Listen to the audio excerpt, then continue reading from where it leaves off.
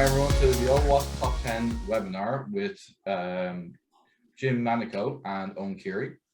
And today, both of them will be discussing the OWASP Top 10 in a lot more greater detail and about their thoughts and opinions on different aspects of the OWASP Top 10, in particular, the new OWASP Top 10. So, so we'll kick it off straight away by handing it over to Jim. Jim, do you like my communion photograph that Theo used? It's like, that's not me. You look, no, first of all, you look good in a suit. Let's start there. This is a good picture of you. But like, I've seen the suit Eoin. I've seen the less than suit Eoin. I like the less than suit Eoin. So do I. But you're a CEO now. You got to like look the part some of the, at least for the press photos. Got to keep the investors happy, yeah. Yeah, you got so you need this press photo. So here, but look at me. There's my CEO picture. I'm in a Hawaiian shirt. You know. I'm thinking you're making a very valid point there. You're going, what the F are you talking about? Like, you know, you don't parameterize your queries. One probably has taken funding and has investors. One does not have any investors. There you go. All right, I'm going to move on. Let's move on here. We got work to do. Yeah. Eoin, we're not here to like talk about each other's press photo. That's not why we're here, right? No. We're here to talk about the OWASP Top 10. This is an awareness. Now, it's standard. I guess it's a standard. It's not really a standard. It's used as one. It's used as one. I agree. Yeah. What do you think when someone says, Eoin, I'm going to base my whole AppSec program off the OWASP Top 10? How does that make you feel? It's a minimal start. If you can't say you get people saying that OWASP Top 10 compliant, that type of thing. Like top 10 is just 10. There's probably really a top 800, and I think top 10 are like the minimum things anybody should be doing if you want to survive the Wild West. That is the internet, right? If you don't want to be hacked. But even if you're good at the top 10, there's plenty more wolves at the door. So it's a start. It's a simple start. For somebody to say, what the hell do I need to do? We'll have a look at the top 10 and let's go for that. And I think it's bad when used as a standard, but I think it's great when used for like a webinar like this. It gives us an excuse to talk about these things. Yeah. It's good as part, like for me, when I do training, this is like 1 hour out of like a 16-hour course. So it's good for part of a training. It's 100%. Good, but it's not comprehensive, but it's still going to be a fun talk. Now, this is the OWASP Top 10 in its current iteration. I want to talk about how this got built real quick. This is Andrew Vanderstock. We love Andrew. We got Torsten Giegler. He's been there. He's from Germany. He's big into like, even having a clear, unique number for every item for tracking purposes. We got which is good. Yeah. It's critical. It makes it more of a robust standard. We got Neil Smithline, who was there from the beginning, and then we have Brian Glass, a data scientist. Totally cool. I have some issues with it, but it's good. I like the numbering system because it can be used with automation and it can use cross-referencing much better. Exactly. Similar to remember the OWASP testing guide when we first started doing that. It shows OWASP has grown up a little bit, so that's good. So here's the other big thing. Not too much has changed. It's the same kind of stuff here, right? So if we have, it's like 8 of the categories are basically the same, and there's a little bit new. Like the insecure design is new, software and data integrity failures is new, and server-side request forgery is new. Yeah, that's where I have a problem with this thing. Before we get into the meat of it, I find insecure design that sort of sits out there. It's a bit weird to have there because like the OWASP Top 10 was always typically the 10 most critical risks, and insecure design, right? It's if you do an insecure design, right, it can give rise to risk, but it's in the same list as things like injection and crypto and authorization, and I think it's a bit of a different view of the world design as opposed to vulnerability, if you know what I'm saying. It is a bit of a thrash. Hey, those of you who are on the webinar with us, you're welcome to ask us questions over chat. Just, I see a cache. Just chat us up, and we'll try to get to it. So that's an easy way to ask us a question live. I agree with you, Eoin. Insecure design's a bit of a thrash because it's a lot less technical as a category than anything else we've ever seen on the OWASP Top 10. I agree. 100%. And so I know it's controversial. I don't mind it. I think it's okay. And like, it gives me a chance to talk about it's really broad your design and reference architectures and other good stuff. But I agree with you. It's just a weird thrash. What else? What else don't you like about it? Do you? Well, you know what? It's interesting. Like, you know, if you look at it from AppSec, you know, A1 access control, yeah, probably. I'm not, but in fairness, like a lot of statistics still point to injection as the top dog, right? And something else which I'd like to understand from your opinion, Jim, is if you look at like things like exposed services, right? A lot of the big, like the Colonial Pipeline, a lot of the ransomware attacks, all that stuff. It's not purely AppSec. Let's be clear, but yeah. But you know, everything is software, right? But the thing is that exposed services is a huge risk. This is like exposed RDP, SSH, you know, silly things like FTP, or even worse, Telnet being exposed to the internet. Administration consoles for web servers, you know, all that stuff, and I find that stuff is a clear and present danger, and I'd love to know where you think it fits in the top 10.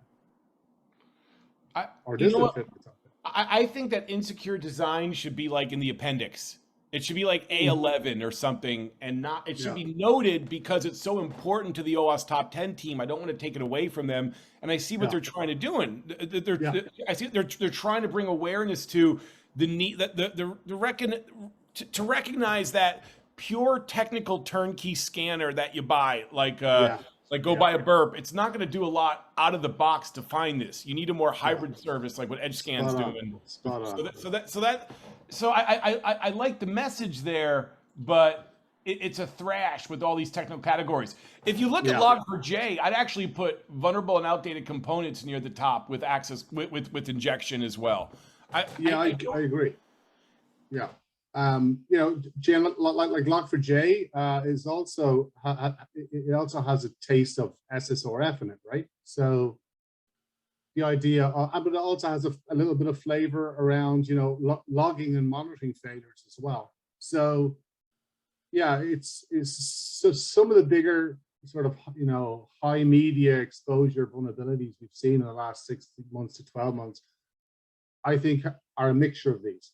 Right, you know, they're not just one, which maybe means if you do A1 to A10, you know, I don't know how you would do all of these anyway, you know, and have a budget and actually build a product, you know, in any sort of repeatable way in some cases. But I think, you know, if you also look at things like you know, the software and data integrity failures, you look at things like, you know, the SolarWinds Orion stuff that was pretty big last year. You know, it was the food chain attack. What do you call it? You know, where the attackers broke into the updates for SolarWinds, and then lots and lots of companies got done. Supply chain attack, supply chain attack, 100%. That's the one. I like, you know, if you look at that, you know, I think some of them will be covered in maybe 8. You know, absolutely. Some 8, some 8, some 6, some a mixture of both. Very interrelated, because a lot of what A8 is all about it's about getting your hands on A6 in a high integrity way. That's a big piece. So those two are, like you're saying, highly you know, interwoven. There's one thing we need to put a shades on for the crypto talk. Hang on, put the shades on. Wait, what are we doing? When we talk about crypto, we got to put shades on. I'm ready. All right. This is what's new to the top 10 insecure design, and we just got your commentary on that. I hear you. Software data integrity failures, a little bit more of a DevSecOps, I agree, and server-side request forgery, real specific attack type. where authentication is in here, which is one of the most broad categories out there. And now we have SSRF as an element of the top 10, which is a really narrow, specific topic. Then all of a sudden, insecure design shows up. Where the hell did that come from? I can see why a lot of people like Jack Menino from Envisium, he's a big jerk. He doesn't like the OWASP Top 10. And he's constantly talking smack to me about the OWASP Top 10. No, Jack is a friend. I love Jack. But the point I'm trying to make is that I know a lot of heads of companies like you, like Menino, and like other members of the security industry of our AppSec industry that really are frustrated with what the OWASP Top 10 has in it and how clunky it is. But look, man, I see this as a tool to give a talk at a conference. Yeah. That's it. And that's important. I'm not saying that's not important, but if from that perspective, I think it's just fine. But let's start this up. Let's talk about access control. You ready, Eoin? Are you ready to do this? Yeah, just one thing before we jump into the detail. What you got? What you got? Yeah, it's just the crypto stuff. So number 2, crypto. I'm coming back. Yeah, crypto, right? So from an AppSec point of view, it's probably number 2. I can't disagree with it if it's 2 or 1. But from a full stack point of view, it's so high up there. I mean, because we're talking about not just AppSec, but servers and non-AppSec, like traditional hosts and all this type of stuff. And crypto is up there massively. If it isn't a pure AppSec conversation. I'm not sure though, if you talk about risk, I'm not sure how many big breaches are crypto related, right?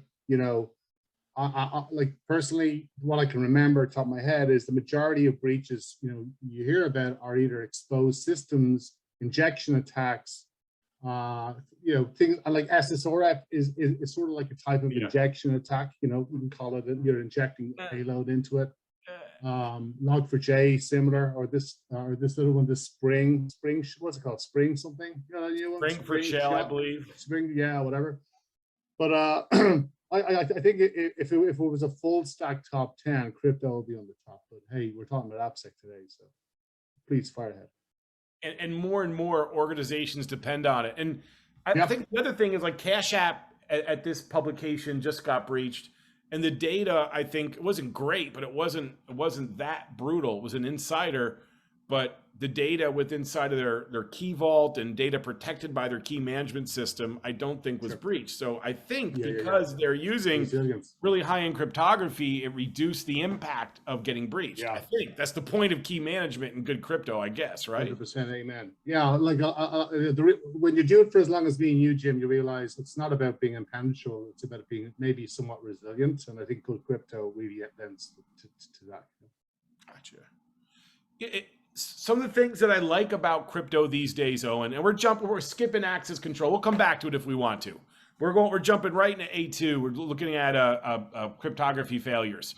First of all, like this used to be called sensitive data exposure, which is like a broad symptom. The root cause is some crypto broke in theory, right? And so I know that you're saying that you don't see a lot of incidents because of crypto breaking directly, but let's look at some best practices. Like I think one of the big differences we've seen in how people build software is I see the use of secrets management a lot more often, especially in cloud services as a capability.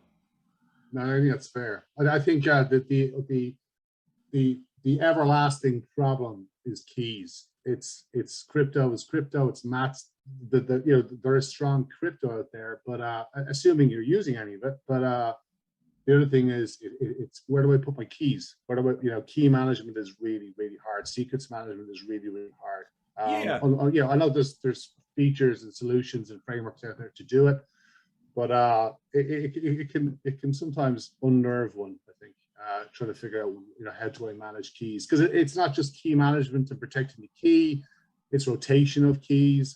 It's if there is a suspected breach, can I re-encrypt my entire persistence layer from the data perspective without upsetting the business? Will everything still work? All that stuff. Yeah. So like we have a key life cycle. There's all these discrete steps. Usually the key storage and usage is locked in a vault. And like you were saying, doing key rotation can be brutal. So we look at different organizations. They'll have like key families. I got a key in the Amazon key management system. I have that encrypting another key for each service that then in turn encrypts keys to do actual encryption. So I can rotate different keys in the family. This used to take me thousands of hours to build correctly. And with some of the things offered by Amazon and especially Azure, I can do really modern key management in a much easier, more clear way. And that gives me a lot of joy because again, this was like almost like not affordable to build not that long ago. And today I think it's error prone. You know, you get one thing wrong or you're done.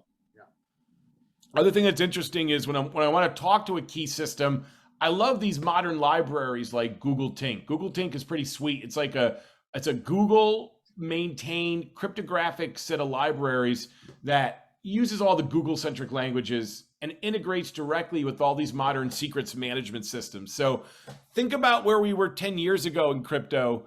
And now today I can pull down an open source library, connect to a key management system and start encrypting stuff in a lot less time of engineering time than I had a couple years ago. So I like, you know, there's one thing I suppose,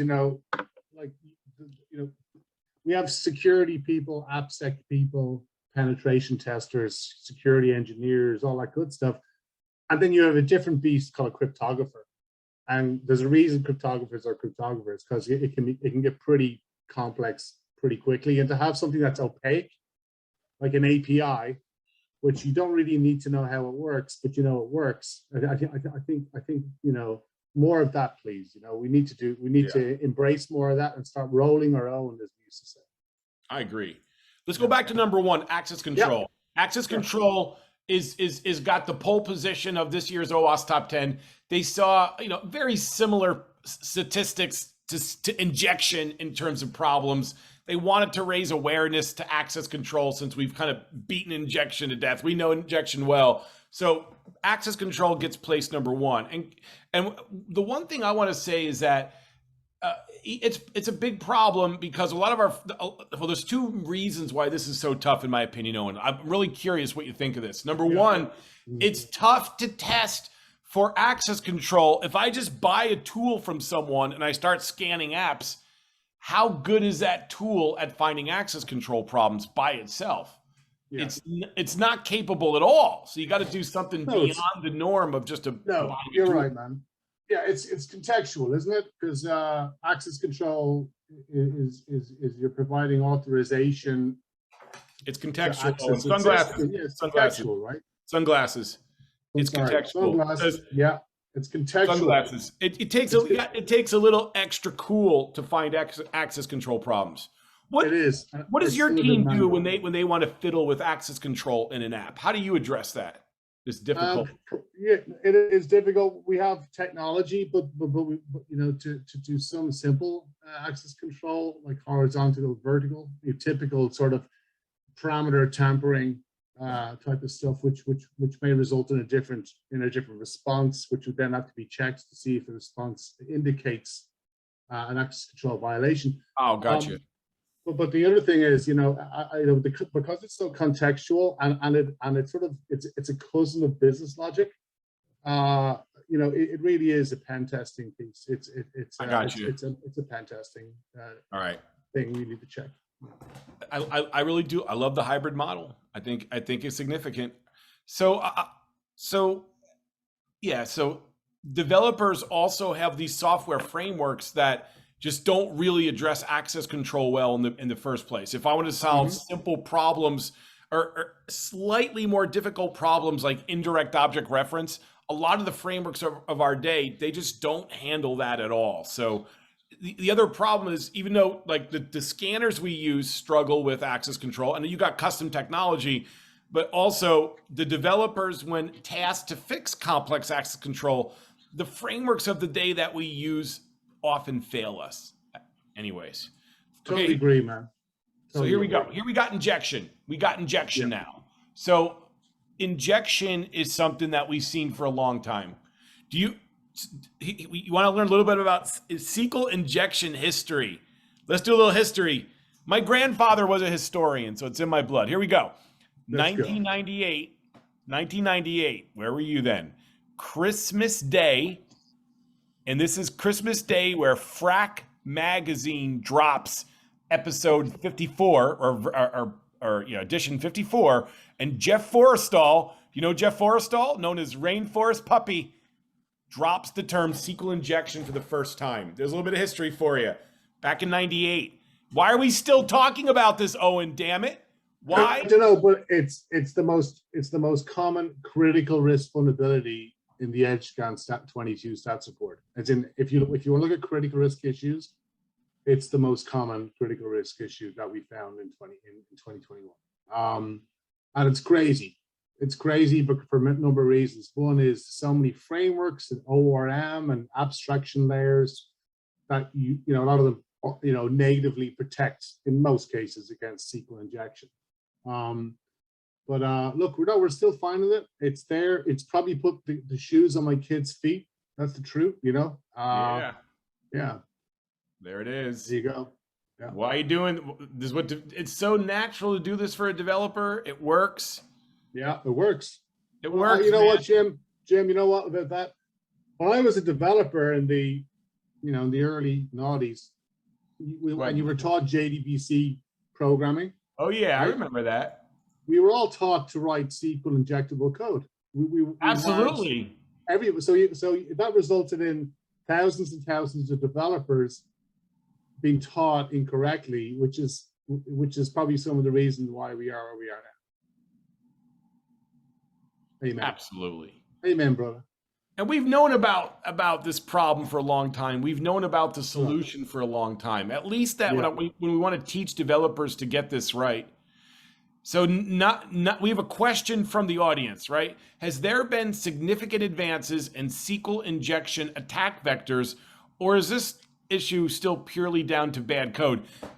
There's a tool called SQL Map from the world of open source that's pretty lit. That's pretty dangerous in its ability to cause harm. And so as an attacker, I can pull down open source tools to steal data and do a lot of damage.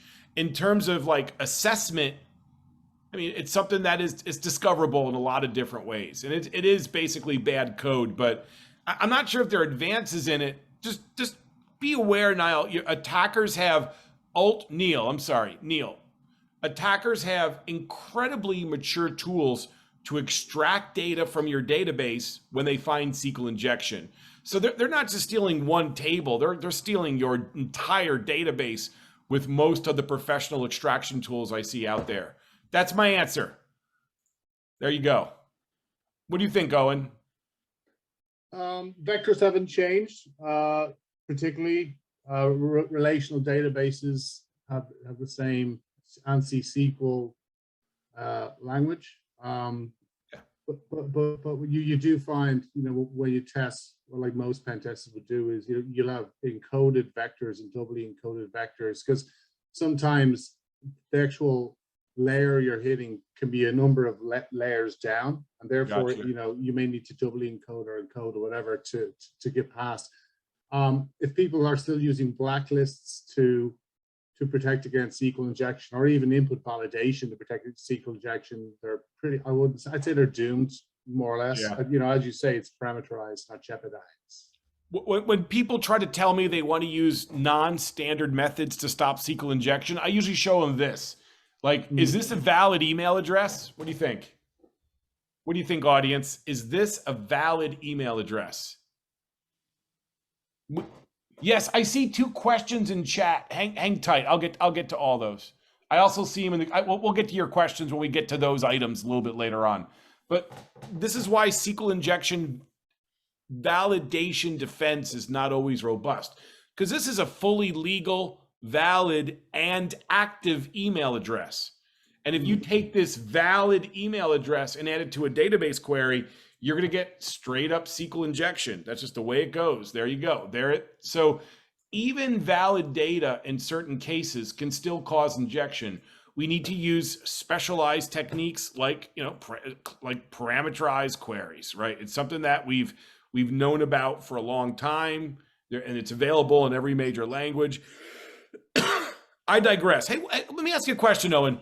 What do you think of cross-site scripting being added to injection as a category? Do you back this move? Good one. Cross-site scripting in itself doesn't do anything, right? Let's be honest. It's what you do with it, right? I always look at cross-site scripting as a payload delivery system, similar to an intercontinental missile, which has a number of warheads that pop out just before it hits the target, right?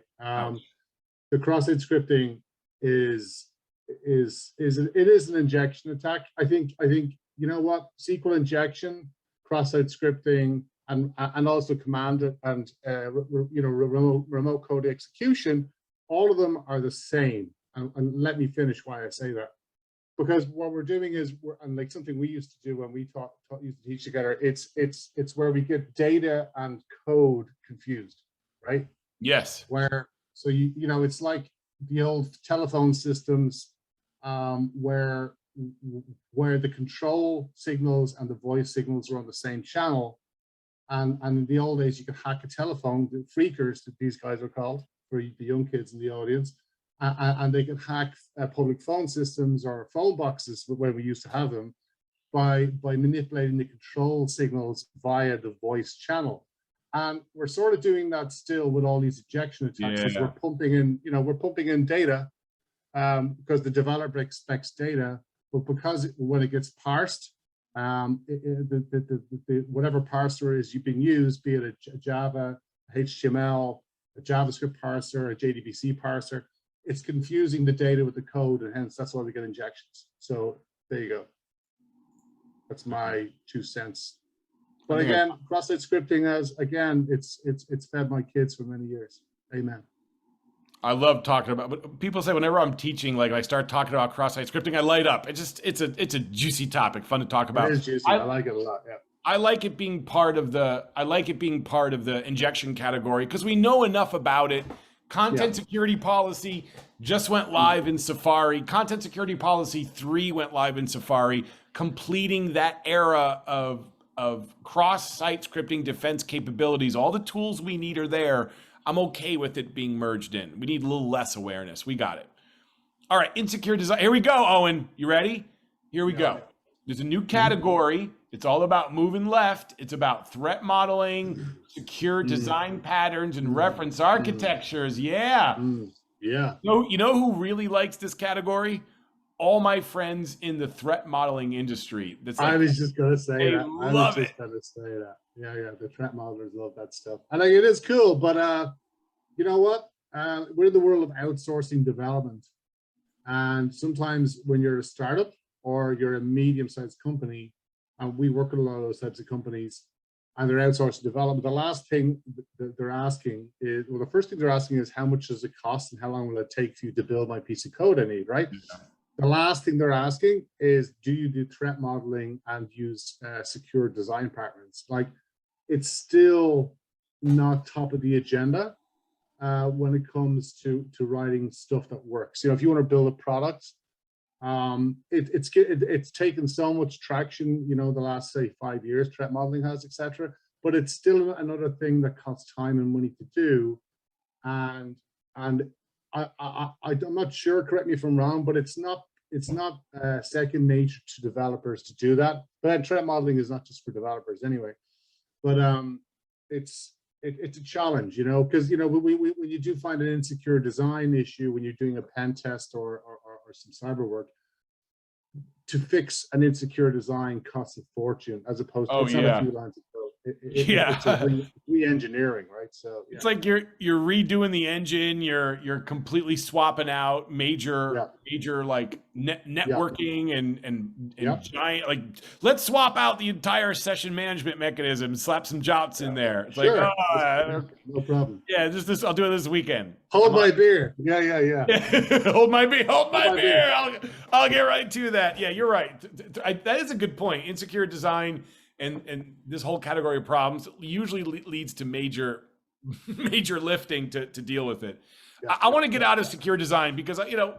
Oh, by the way, I'll do a shout out. How's that? Let's do it. Let's do a minor shout out to my threat modeling friends. I like the work of 2 threat modelers.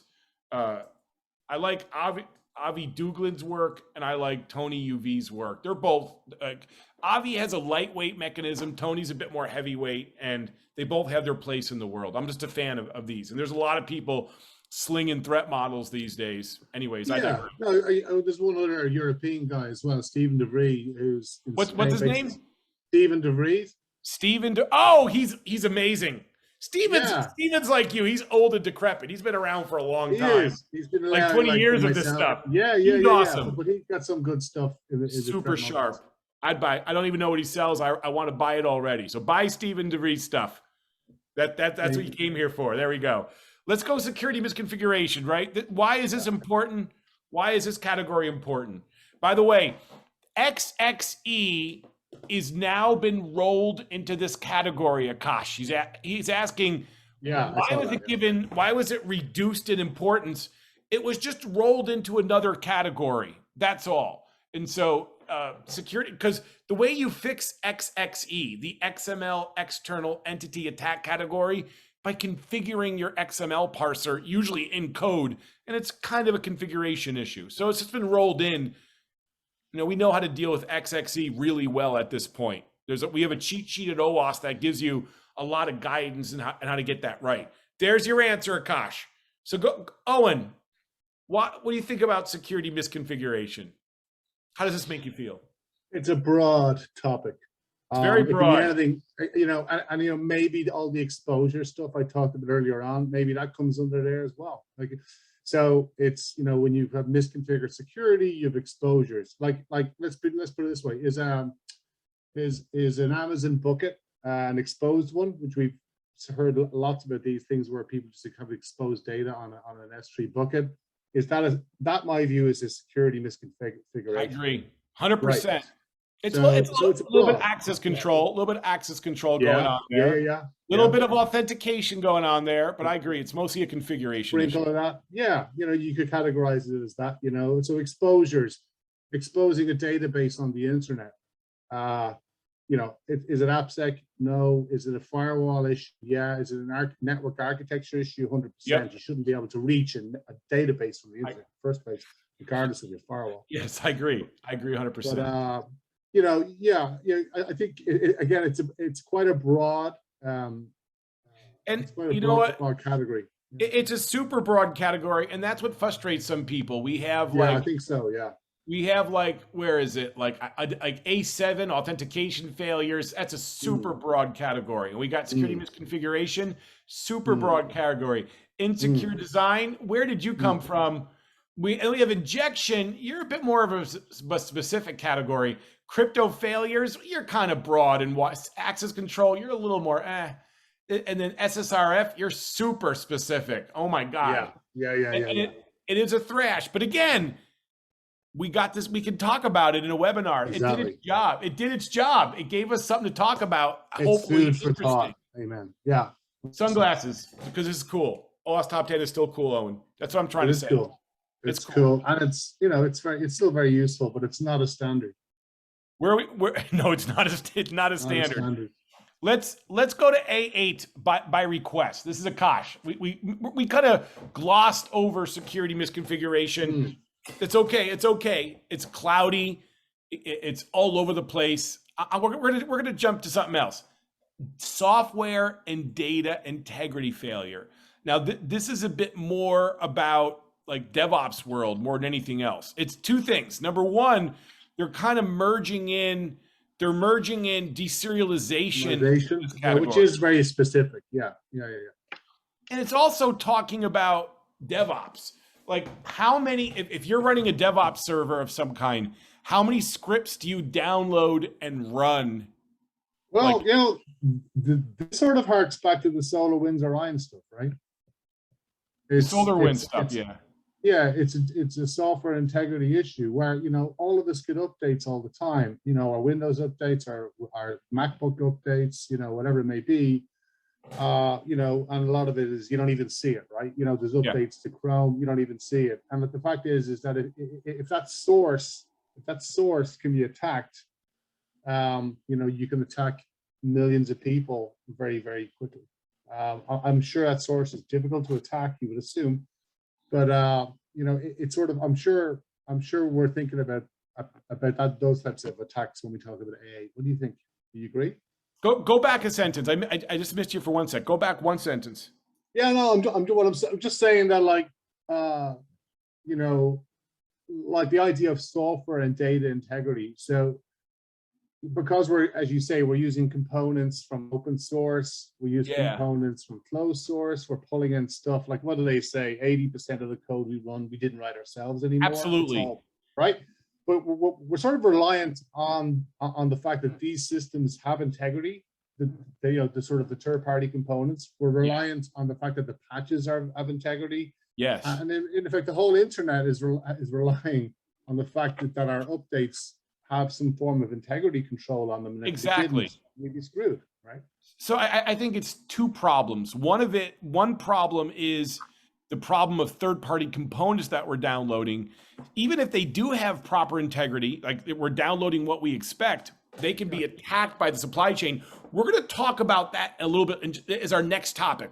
But this is a little more specific. This is about when I'm downloading a third-party library, are we checking that, like, the hash of it actually matches what the repo says? Maybe someone attacked the delivery mechanism like we saw in SolarWinds, or maybe someone attacked maybe someone attacked Maven itself and supplanted bad stuff in there, and now maybe TLS is broken and someone's injecting a lib into a download that way. Wouldn't be the first time. Yeah. And one thing is, the other thing that this addresses is a lot of the vendors that are playing in the DevOps arena, when I want to use their product, every day my Jenkins server is going to reach out, download one of their scripts from GitHub, and then run it as root on my server to do some intense stuff. That's craziness. So here's my rule. This is my rule. You ready for my rule? Now, Owen, I am not king. By the way, Owen, every time I've declared myself king, I've gotten in trouble. So I'm not the king here, but if I was the king of third-party libraries, that's I wish I was the king. But if I was, it's a rule of two. And the rule of two also applies to scripts. Whenever you download a script, check it not once, but twice. So I'm looking at you DevOps pipelines, and I want to be wary of scripts, especially that I run daily. Here's the thing, Owen. A lot of the third-party library download facilities have integrity built into them in some way. When we look at A8, I'm a little bit more worried about the third-party scripts we download, and I recommend a double check. First, download the hash and do a compare, and then check their repo of that vendor if they have a public repo, and try to do two different checks before you run some incredibly powerful script as root on your DevOps server. Well, it's such an easy attack. If I wanted to cause havoc, I'd try and break into some GitHub accounts. I try and inject code into some of the repositories because I know they're going to be widely downloaded. So yeah, it's sort of like we're siloing problems, which we're concentrating risk into, say, a repo, which means that it's like the cloud. The cloud is built so things would be easier. We could deploy easier. But like anytime there's a cloud outage in Amazon or whatever, half of the small businesses in the world go out of business, right? Yeah, absolutely. It's the same thing. So it is sort of putting all eggs in one basket in a way, but that's the world we live in. I don't think there's any solution to that. And this is what A8 is talking about, is that we're running code, pulling down libraries, all these different sources. We have to do a lot better at checking the integrity of these artifacts before we run them. And this is very, very much in line with what A6 is pointing towards as well. It's not the same problem, but they're interrelated and it's very similar, right? And so this is the whole idea of, we have all these third-party components on the client, on the server that we depend upon, and they have security problems because we don't have a strong guarantee of how secure this third-party ecosystem is. What is your take on this at EdgeScan, and your take on this as a professional? This whole topic of like third-party libraries, problems with Log4Shell and similar. Yeah.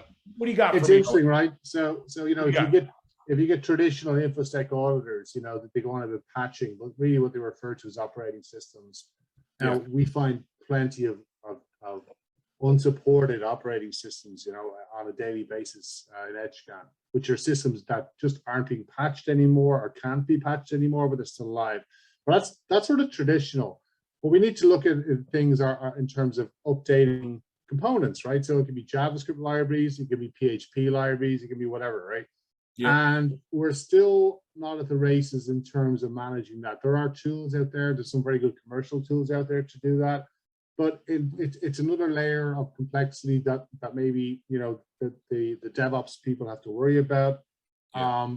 And I think particularly with smaller and medium-sized companies, it's not the first thing on our list to worry about. They actually want to build product, right?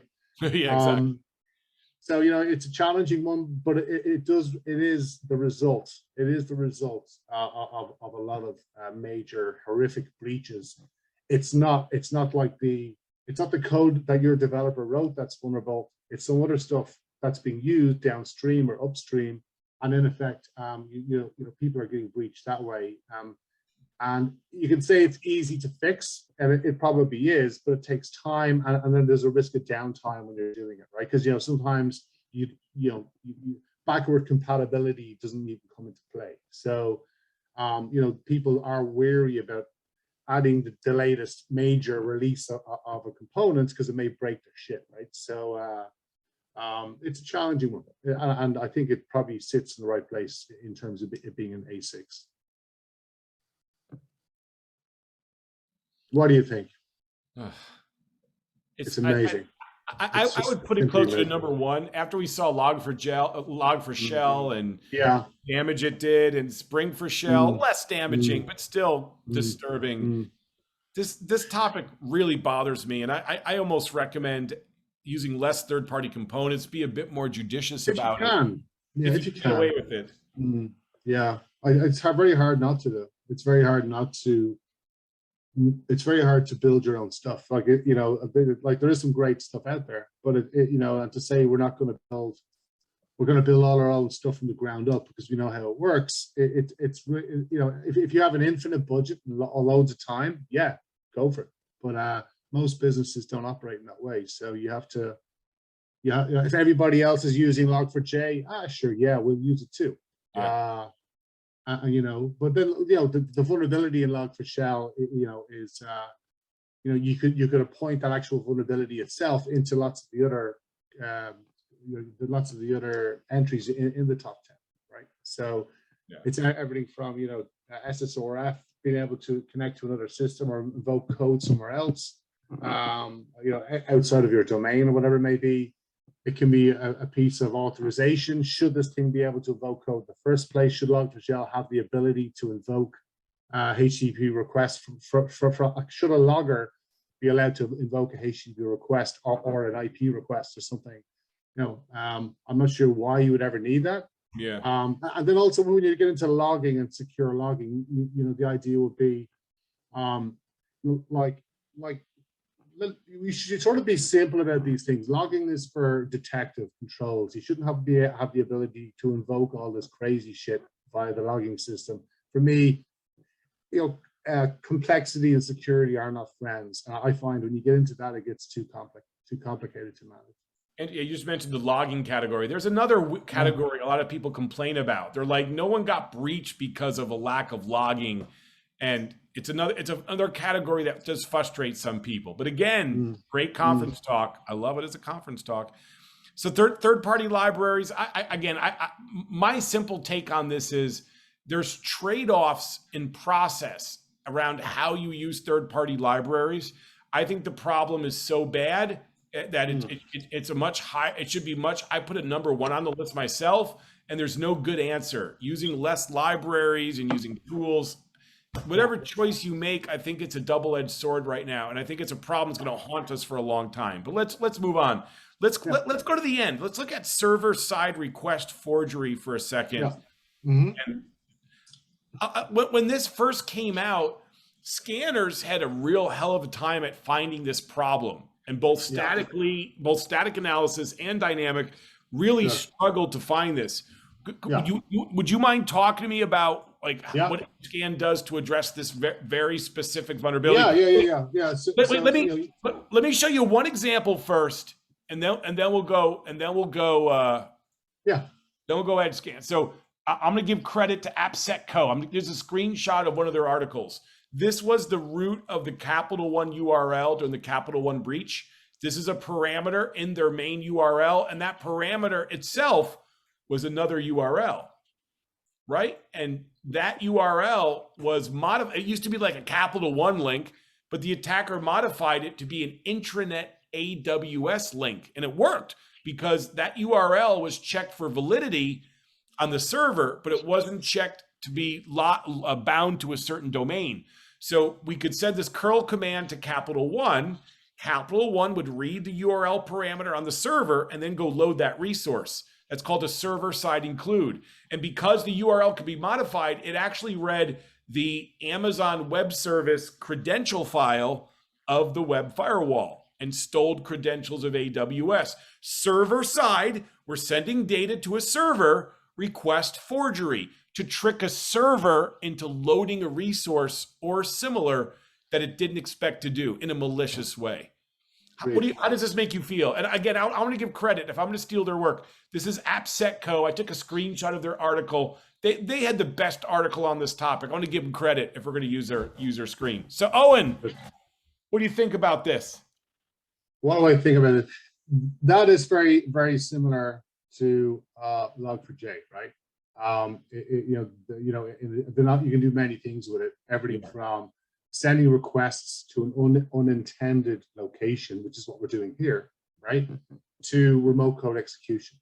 And there's a couple of things there, right? How do you test for it? Well, the first thing is there was a lot of organizations struggling to test for it because it's not sending in the vector like this. It's been able to capture somewhere outside of that sphere to see if the vector was successful. And then if it was successful, you could say, okay, you're vulnerable to Log4j, right? Or to SSRF or whatever it may be.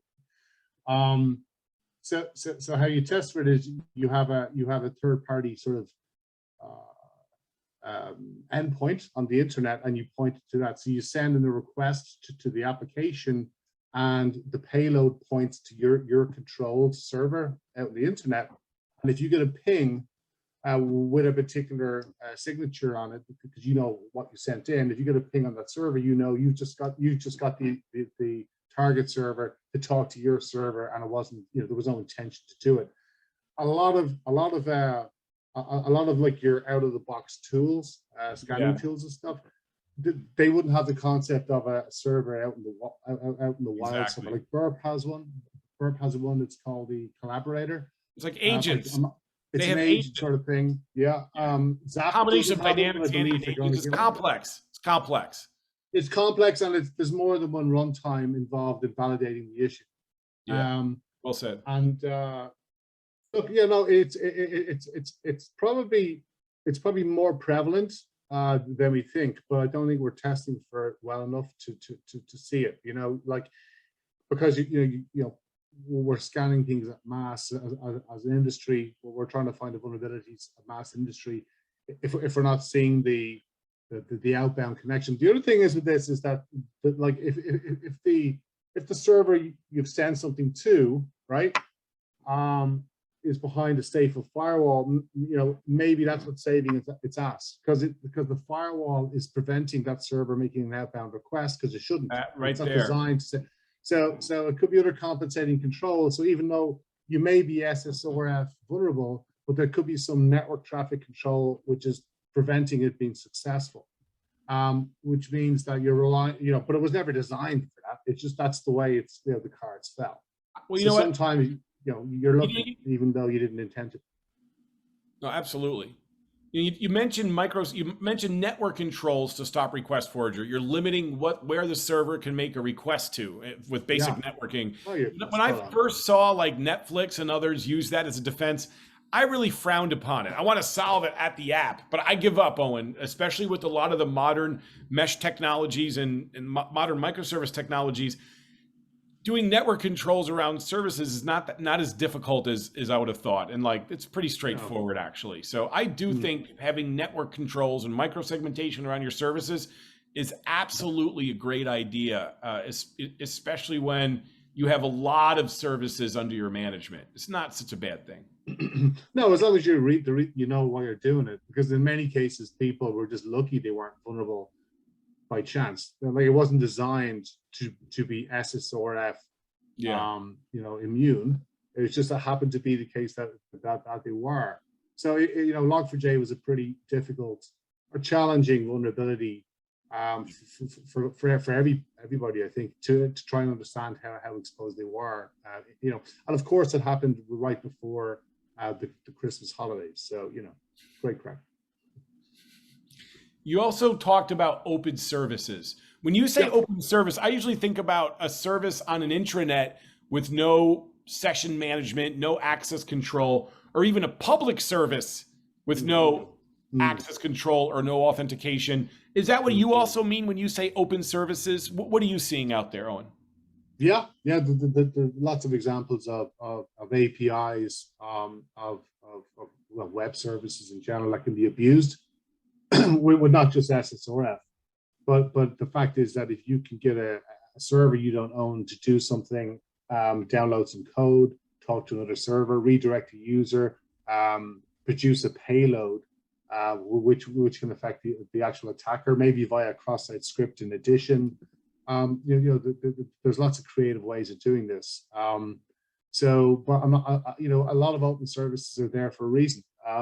Some people have open services, APIs, they're deployed, and they're saying, actually, nobody will ever find them because the only people who know they're there are us. And then, all of a sudden, right. So, in Edgecombe, we have an API discovery feature, which tries to find vulnerabilities exposed APIs people don't know about. And, you'd be surprised at how many APIs a company has, which they just didn't know was live. It could be an old API, an old open banking API. It could be an old authentication API. And because they deployed a new one, they never turned the old one off. And the code is old and it's not being updated, but it still connects to the same backend. So there's a lot to do there. And a lot of that, I think, is around boring stuff, in effect, like change control and SBOMs and stuff like that to try and maintain this common platform enumeration stuff where we try to enumerate all the stuff we have, and then obviously have a, when we talk about asset inventories, it's not just about servers and laptops, and it's about software we have live, because your data is an asset, and if you have software live and data flows through it, it's like a pipeline. It's an asset. You need to take it. You need to manage that and turn it off if you don't need it anymore, etc.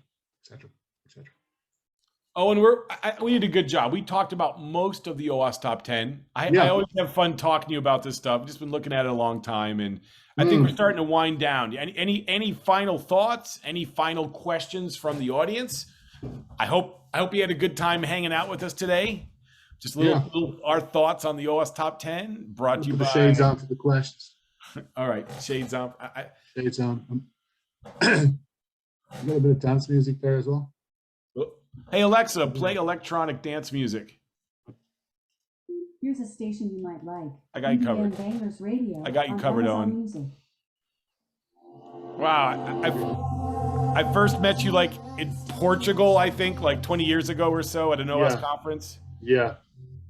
Yeah, you have an age. Yeah, we're getting a little old. Fun talking to you, Eoin. Thanks for your time and your insights here. Thank you, audience, for hanging out with us. Thank you to the producer who helped set all this up. Who helped produce this? What's that fine last name? Theo. Thank you, Theo, for setting this up for us. Hey, thank you for caring about application security, audience. Good luck out there, everybody. We love you all. We love you all. Stay safe. We love you all.